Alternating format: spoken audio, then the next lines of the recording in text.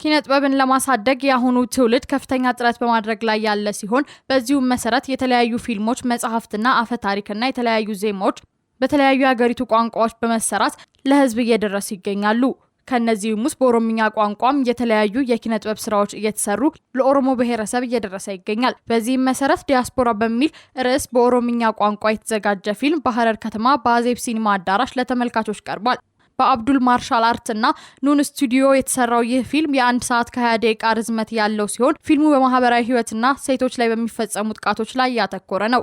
የፊልሙ ደራሲ አርቲስት ሸርማኬ አደምም ባደረገው ንግግር የሐረርጌ ህዝብ በኦሮምኛ ቋንቋ ሙዚቃ በአፍረንቀሎ በኩል የራሱን አስተዋጽኦ እንዳበረከተ ገልጾ ለወደፊትም ከዚህ የበለጠ እንደሚሰራ ተናግሯል። የፊልሙ አዘጋጅ አርቲስት አብዱልአዚዝ ሱፊያን በምርቃው ስነ ስርዓት ላይ እንደተናገረው የኦሮሞ ብሔረሰብ ኪነጥበብ ለረጅም ዘመናት በጭቆና ስር ወድቆ የነበረ በመሆኑ የብሔሩን ባህልና ማንነት ጎልቶ እንዲታዩና ተወዳዳሪ እንዲሆኑ የህብረተሰቡ ሚና አስፈላጊ መሆኑን ገልጿል። አርቲስት አብዱልአዚዝ ሱፊያን ፊልሙን ለማዘጋጀት የተለያዩ ውጣ ውረዶችን ማለፉን ገልጾ ፊልሙ አልቆ በዚህ ስኬት ላይ በመድረሱ መደሰቱን ተናግሯል።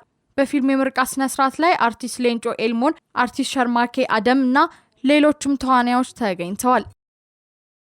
አኑማን ጎደታ አኑማን ጎረዱ ዋን ሞማንት የናጎተኛለ